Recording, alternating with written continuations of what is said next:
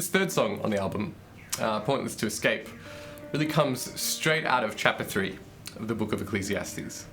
And here we kind of explore the disjointed nature, the incongruence really, between our expectation of what life should be, underpinned by our understanding of God, and the reality of what we get. And in this section of the book of Ecclesiastes, God gets named for the first time. Up until this point, he doesn't even really factor in to Kohelet's thought patterns or anything like that. And so here we turn our focus in these songs to God for the first time. And not only do we name him, but also we accuse him with the question, am I supposed to feel good about this?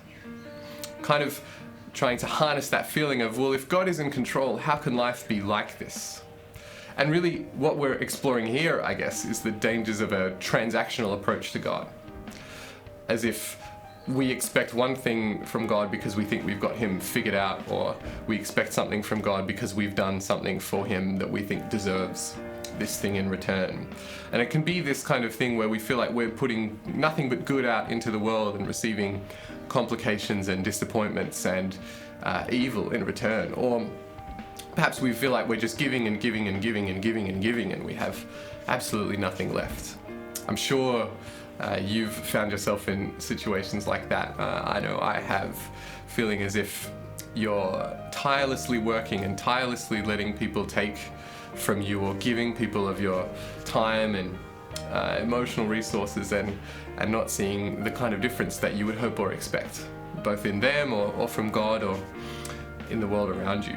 And really this is what happens when you fall into that way of thinking. I know as I began to be really down about not seeing what I wanted, not getting what I wanted from life, from my ministry, from my efforts in general, it starts to weigh on you. It starts to reflect poorly on your opinion of God and your relationship to him, and he gets more and more and more and more distant. But the thing is that I think we need to realize that as soon as we view God as this kind of vending machine, this kind of transactional account that we can make withdrawals and deposits from, then we completely lose touch with who he is as a person, who is way more complicated than we could possibly imagine, and way more of pretty much everything than we could possibly imagine.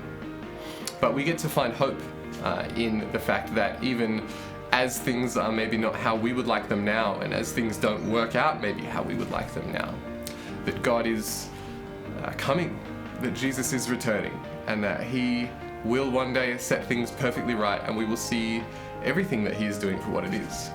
Right now, where the plans and the future is vague and uncertain, and what we are sowing, we don't know what we're reaping.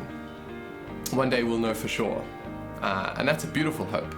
It wasn't a particularly encouraging hope for Kohelet in the book, but I think for us as Christians it's infinitely more good, because we know Jesus and we can trust him because we know exactly what he has done for us already. He's demonstrated that love and care, and so we can come to him even when we're not entirely convinced of it.